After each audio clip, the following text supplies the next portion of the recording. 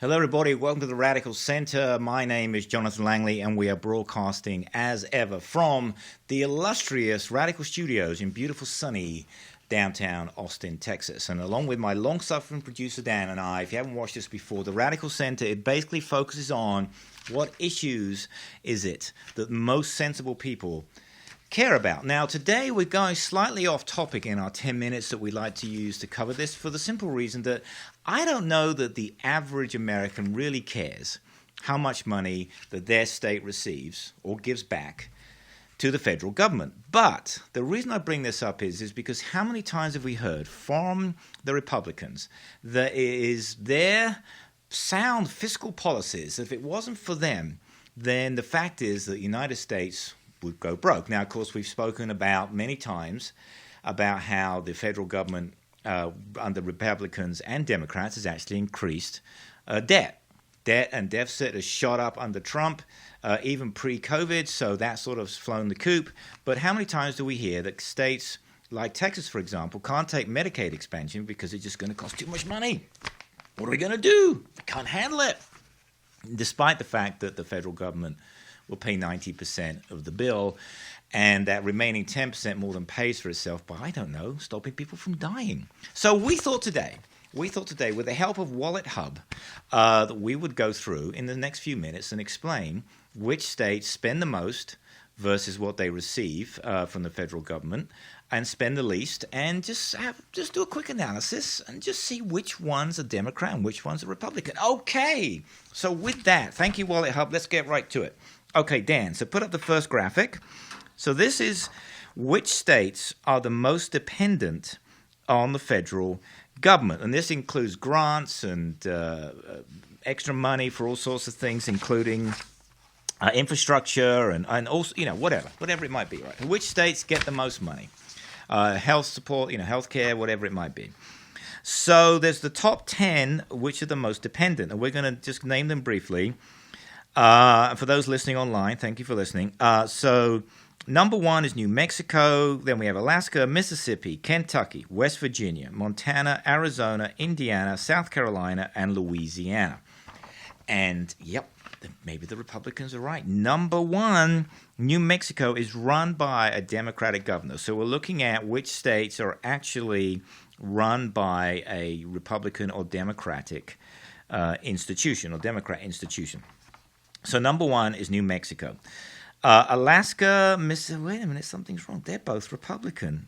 Kentucky, number 4, yeah, they're Democrat. But, of course, that gave us Mitch McConnell, the scarecrow. But still, Democratic governor. West Virginia, Republican. Montana, Republican. Arizona, Indiana, and South Carolina, all Republican. And Louisiana, number 10, Democrat. So wait a minute. 7 out of 10 states that received the most money for the last time this was done, for 2020, a Republican. Oh, my God. What is happening? Worlds are colliding. Something's wrong. How can this possibly be? Let's look at the bottom 10. Put that one up, Dan. Thank you. Let's look at the bottom 10. Which ones receive the least amount of funding from the federal government? So, for those listening online, Minnesota, Virginia, this is 40 to 50. Minnesota, Virginia, Connecticut, Illinois, Washington State, Massachusetts, Iowa, Utah, Delaware, New Jersey, and Kansas. Well, surely those all have to be Republican, Max. Surely that's what they would be saying, right? I mean, my goodness me, isn't that what it is? Dan, I called you Max, I don't know why. Dan, I mean, isn't that what it is? I mean, surely they should all be, I don't know, Republicans. That's how it should be. God, I can't. Well, wait, something's wrong here. Only Iowa and Utah are, wait a minute, Iowa and Utah are a Republican. Wait, what? 46 and 47. All the rest are Democrat. In other words, out of the bottom 10 states that receive the least amount of money from the federal government in the form of grants, whatever else it might be, 8 of them, the ones that require the least amount of money are least dependent. 8 out of 10 a Democrat. In fact, I just want to focus on number 38. Thanks, Dan. Leave it up. California. California is number 38 out of 50 on being the least amount of money that the reliance on the federal government, ahead of my own state where I live. But I know you can't tell by my heavy Texas accent. Ahead of Texas, which is not on here, but I can tell you they're at number 33. So California does a better job of not taking federal money than California does. California does a much better job of not taking federal money than Texas. Unbelievable. How is this even possible? I mean, who would have thought that Republicans would have that wrong? Any party would lie to us. It doesn't make any sense. How's that possible? All right. Put the next graphic up, Dan. So this next one is from, also from WalletHub. And this is the amount of money that in the form of grants that are received by various states from low to high. We're just going to do the bottom 5 and the top 5. Who receives the most money in the form of grants versus the amount of money they pay in. In other words, it's a ratio, right? Who receives the most amount of money versus the amount of dollars that they give back to the federal government. Okay, so let's start on the left-hand side. So for those listening online, I'll read it. It's Delaware. These ones need, remember, least amount of money versus what they pay. Delaware, Minnesota, New Jersey, Nebraska, and Connecticut. And I'm sure the very keen-eyed of you will notice 4 of the 5 are Democrat. That's right. The only one in there, in case you're wondering, that's Republican is Nebraska.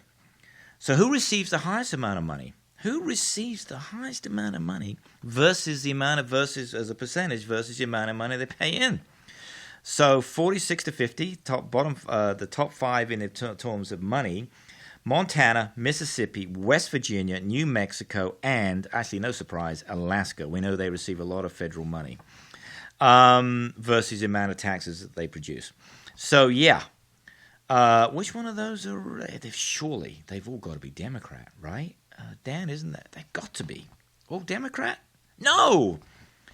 Montana, Mississippi, West Virginia, and Alaska are all run by Republican administrations. The only one that's in there that is a state that's a Democratic governor is New Mexico. So yes, kids, we can put it to bed, more or less, that the states that are run by Republicans versus Democrats get more money and spend more money versus what they contribute back to the economy, to the federal government, than Democratic states. And by the way, it's not just the states that who are run by Republican versus Democratic governors. Put up the final graphic, Dan.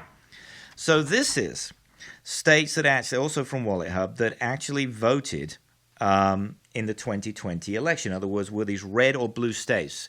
So clearly some states may have voted red or blue, but still have a member of the opposition party perhaps running as, running the government as a governor. But as you can see here, the states that tended to vote Republican require more money from the federal government than the states that voted Democrat.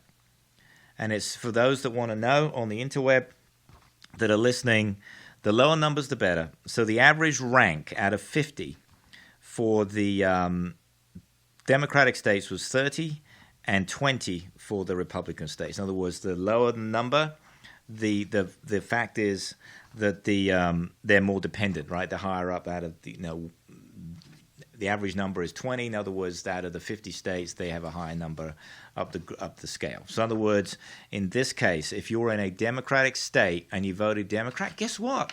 You were fiscally responsible. Who would have thunk it? My goodness me, those that voted for Joe Biden in a Democratic state are actually living not large at all. It's the Republican states. All right. Well, there you go. I think we summed that up in what? 10 minutes or something like that, Dan? Is that right? Okay, you can write to us. My email is Jonathan right here. Dan's going to put it up, jonathan@langley.media. Please like, comment, subscribe. Again, we focus on facts. These are all factual. If it's wrong in any shape, fashion, or form, please tell me. We are more than happy to be corrected. That's it for now. Everybody take care. God bless. And we'll be back very, very soon.